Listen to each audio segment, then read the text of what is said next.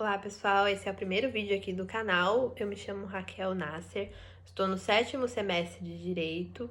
Atualmente eu sou escrevente do Registro Civil de Tatuí, São Paulo, e eu fiz esse vídeo com o objetivo de explicar para vocês como funcionam os nossos regimes de bens aqui no Brasil. Às vezes vai casar, chega no cartório e não sabe a diferença dos regimes de bens, então é importante você saber a diferença de cada um, que vai ser melhor para você e para o seu cônjuge. O primeiro deles é a comunhão parcial de bens. Nesse regime, ele tem a ideia de o que é meu, o que é seu. Depois do casamento, o que é adquirido é nosso, vai ser nosso. Então, os bens que são adquiridos a título oneroso, quando envolve um gasto, os dois demandam um gasto para adquirir aquele bem, esse bem vai ser dos dois. Vão fazer parte do patrimônio do casal. Não vai entrar nesse regime o que você tem antes do casamento. Se você tem um carro, você adquiriu antes do casamento, depois que você casou, esse carro continua sendo seu. Só vai ser dos dois o que vocês adquirirem juntos após o casamento. Também não integra esse regime os bens adquiridos a título gratuito, que são as doações e heranças. Caso o seu pai venha a falecer e deixe uma herança, essa herança vai ser sua. Num possível divórcio, os bens ali da herança não vai entrar na partilha do divórcio. Esse regime, ele é o regime supletivo legal, ou seja, se você chegar lá no cartório e você não falar nada sobre o regime que você quer, ou o funcionário lá não perguntar qual regime que você quer, automaticamente vai ser a comunhão parcial de bens, porque ela é o regime legal. E a gente vai ver mais pra frente que os outros precisam de uma escritura pública para que eles possam ter esse regime. Mas se ela não faz nenhuma escritura, então é a parcial de bens. Mesmo que os nubentes não tenham manifestado a sua vontade nesse sentido, ela é a suplente. Se ninguém falar nenhum regime, vai ser esse regime. A gente tem o segundo regime, que é a comunhão universal de bens. A comunhão universal de bens, ela forma uma massa patrimonial única do casal. Então, todos os bens que eles adquiriram após o casamento, tanto como os bens que eles já tinham antes do casamento, vai integrar essa massa patrimonial do casal. É aquela ideia do que é meu é nosso e o que é seu é nosso. Então não tem divisão. Ela é comunhão, a união de todos os bens. Ela é universal, ela abrange todos os bens. Não existe bens individuais, igual no exemplo do carro. Se você tinha um carro antes de casar, esse carro também vai integrar a comunhão. Uma coisa importante é que nesse regime também ele integraliza dívidas e créditos. Se a pessoa entra no casamento com uma dívida, essa dívida também vai ser do outro. Às vezes a pessoa é um empresário ou uma empresária e ele tem uma empresa e essa empresa está com dívida, também a dívida vai ser dos dois, não é só os bens. É dívidas e créditos também são dos dois. Nesse regime, cada um do casal, ele é dono de metade dos bens. É 50% certinho de todos os bens, mesmo que esse bem tenha sido adquirido antes da união, do casamento. Uma coisa importante é que a comunhão, voltando no primeiro regime, a comunhão parcial, ela não precisa de escritura pública, mas os outros regimes, fora esse, todos precisam de uma escritura pública.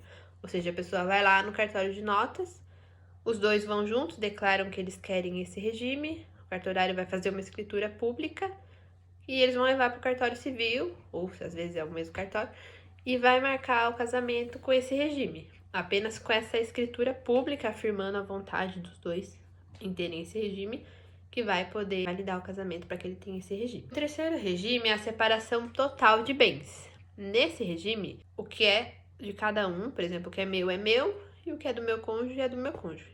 Não vai haver qualquer comunhão de bens, tanto como bens como dívidas também. O João e Maria, o que é do João, o que é da Maria é da Maria.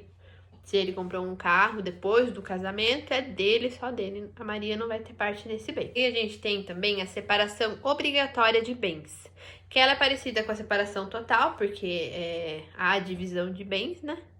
Mas a lei determina que em determinados casos essa separação ela é obrigatória. Há situações específicas que vão declarar esse regime. E nesse caso também não vai precisar de escritura pública, porque quando a pessoa vai marcar o casamento, o cartorário lá já vai perceber que o casal entra dentro dessas hipóteses, então vai ser obrigatoriamente esse regime. As partes não têm que escolher.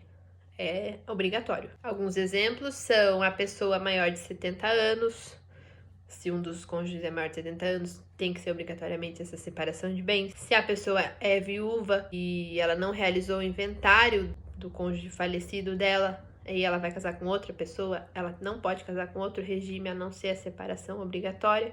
Isso para não ocorrer confusão nos bens, né? Se a pessoa já não realizou o inventário, tem ali uma coisinha a ver, e ela vai casar, vai haver uma confusão nos bens. A mesma coisa também que uma pessoa que é divorciada e ela não fez a partilha, não ficou definido com quem quer ficar os bens do casamento anterior, também ela vai casar com a separação obrigatória de bens. Também existe um regime que ele é menos usado, ele é menos comum, que é a participação final nos aquestos. Esse regime, ele faz um mix das regras do regime da separação total e da comunhão parcial. Ele é menos comum porque ele exige cálculos muito complexos sobre a meação de cada cônjuge, então as pessoas quase não optam por ele. No decorrer do casamento, enquanto as pessoas estão ali casadas, vai vigorar as regras da separação total, o que é do João é do João, que é da Maria é da Maria. Mas se ocorrer algum eventual divórcio, vai vigorar as regras da comunhão parcial. Vai ver todos os bens que eles adquiriram juntos, os bens onerosos e gratuitos, e vai dividir.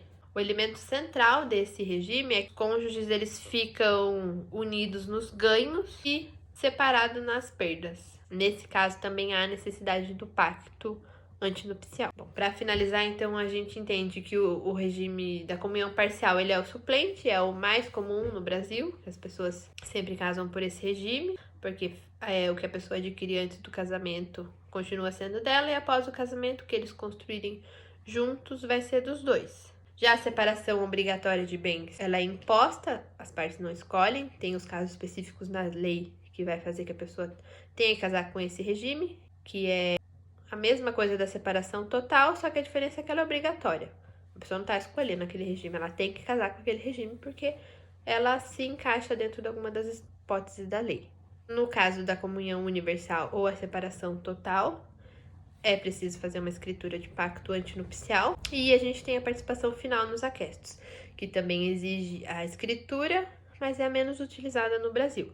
Para finalizar, é importante esclarecer que a qualquer tempo, o casal, mesmo após o casamento, ele vai poder alterar o regime de casamento mediante uma ação judicial. Mas ele vai ter que também justificar o porquê que ele está querendo alterar o regime. E também é interessante saber que hoje os casais fazem a união estável, uma escritura de união estável, que não é um casamento, não altera o estado civil, mas prova a união. E nessa escritura, a pessoa também pode escolher um regime de bens, para os bens que ela vai adquirir. Bom, e esses são os tipos de regime de bens perante o nosso Código Civil. Até o próximo vídeo.